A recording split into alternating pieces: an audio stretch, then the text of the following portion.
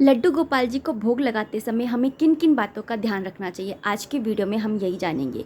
देखिए दोस्तों, जब भी आप लड्डू गोपाल जी को भोग लगाते हैं तो ये तो हम सभी जानते हैं कि सात्विक भोजन होना चाहिए, उसके अंदर लहसुन प्याज तक का उपयोग नहीं होना चाहिए। दूसरी चीज़ जिसका हमें ध्यान रखना चाहिए वो है कि हमें हम जिस भोजन का हम भोग लगाने वाले हैं वो फ्रेश होना चाहिए, यानी कि ताज़ा बना हुआ होना चाहिए। जैसे कल आपने सब्जी बनाई है उसका आज भोग लगा रहे हैं, ऐसा नहीं होना चाहिए। ऐसा सिर्फ और सिर्फ बासोड़े वाले दिन होता है।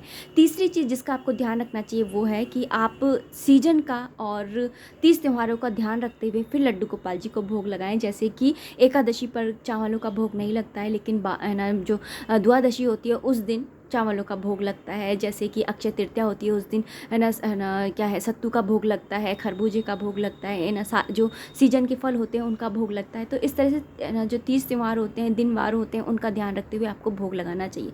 चौथी चीज़ जो आप है कि ध्यान रखने की, वो लड्डू गोपाल जी को जब भी आप भोग लगाते हैं तो वो ना तो ज़्यादा गर्म होना चाहिए और ना ही ज़्यादा ठंडा होना चाहिए, निबाया होना चाहिए, लूके वार्म होना चाहिए।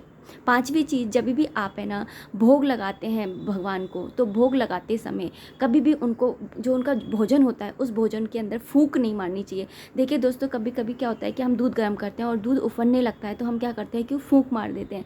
तो जो भगवान के भोग का दूध होता है उसे कभी भी फूंक नहीं मारनी चाहिए। उसे या तो आप धीरे कर दीजिए गैस को, या फिर बंद कर दीजिए रोकने के लिए दूध को उफनने से, लेकिन उसे फूंक मत मारिए। और ऐसे ही जब भी आप लड्डू गोपाल जी को भोग लगाते हैं चम्मच से या किसी भी चीज़ से, तो आप फूंक ना मारें ना, बस नॉर्मली हवा से, पंखे की हवा से या कैसे भी करके उसको ठंडा करके और फिर भोग लगाएं।